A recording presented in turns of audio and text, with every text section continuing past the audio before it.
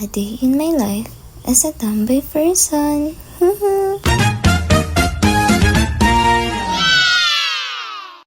So ayan guys, kahapon habang nagkakape ako, naglista na ako ng mga kailangan bilhin dito sa bahay. What?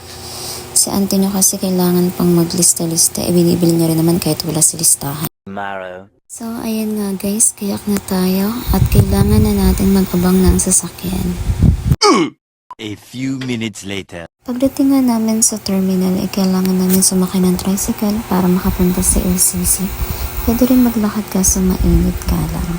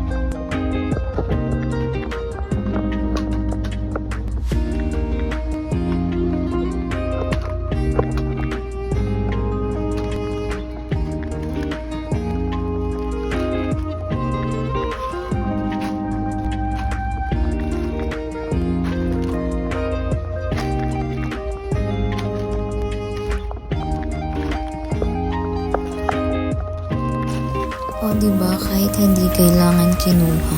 So ayun nga, tapos na kami dyan at kami nakapila na. Yehey! And after niya, naglakad kami papunta sa palengke para kumain.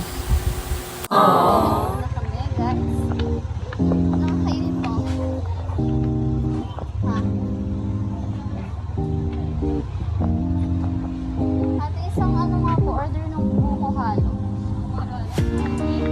Opo, daily. Gusto mo ng pansit?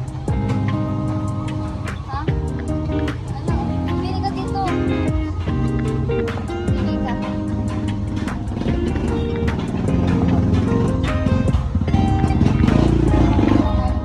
Ah, gano'n yung nandun sa layan? Pwede na. Gusto mo yung tinataan? Ha? Ito na lang? Dito na lang. Yung dito, pili ka dito.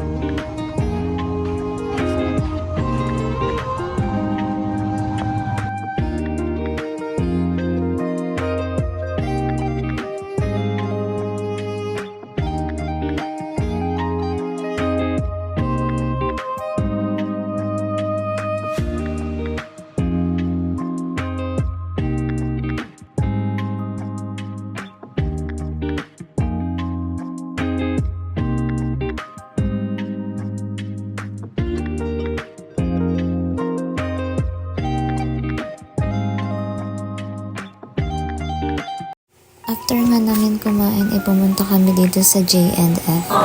So ayun, sabi ko nga mag-window shopping lang kami. Ayan, tingin-tingin lang kasi ang gaganda at ang mumura ng mga bilihin dito. Kaso ayun, kung ano-anong nakita, pagkakita ng pulda, paglabas ng J&F, may dala-dala na. Ay, buhay nga naman. After nyan, umuwi na kami. Sakay tricycle, papuntang terminal, and yun, andito na kami sa jeep. Ay, pagod.